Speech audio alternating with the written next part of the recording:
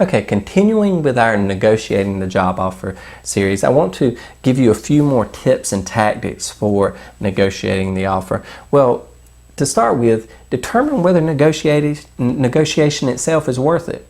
If you get a job offer that's suitable to you, that was within your range of expectation, and you think for some reason negotiation might sacrifice some of the goodwill that you've established already. This is often the case in very small firms or startup ventures where you have such a tight-knit team. Negotiation may not be worth it. It may be worth it just to accept the offer if that offer in itself is acceptable. Okay, so bottom line, don't negotiate just to negotiate. All right, make sure it's worth it.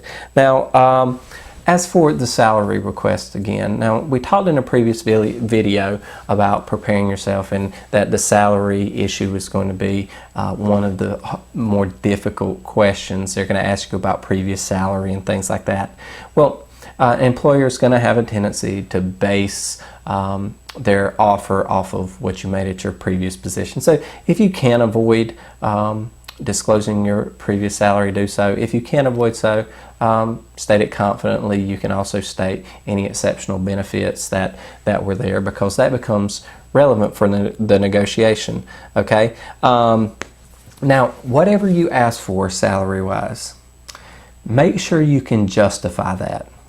And when I say justify it with your skills and the value that you bring to the company. Never try to justify it on your need, okay? 'Cause quite frankly, that's not the company's problem.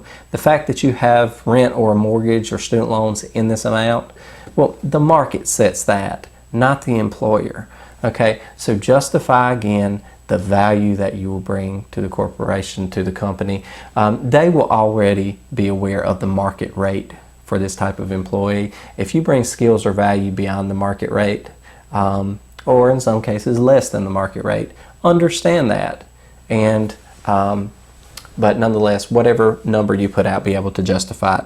Okay, and then finally, always negotiate the entire deal. Do not just focus on money. Okay, salary is one thing, but there are other ways to negotiate benefits. Okay, there could be a bonus structure in place. You could ask for potential for a raise after a certain number of assessments. After 3 quarterly assessments, then if your performance is, you can be raised up to this amount.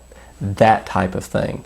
Bonuses to come on, moving expenses, healthcare benefits. Will they pay your premiums for you? What level of benefits are associated there? What's your time off like? What's your reporting structure? What in certain fields, what are the